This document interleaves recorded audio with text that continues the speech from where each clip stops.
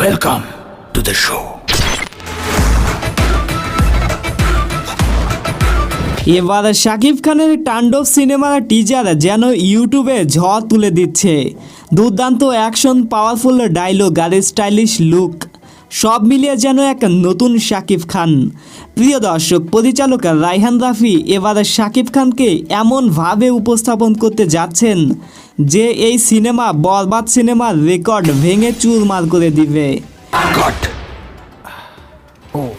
ট্রেইলারে এক ভয়ানক শাকিব খানকে দেখা যায়, যার সোয়াগ অ্যাটিটিউড ছিল নেক্সট লেভেলের।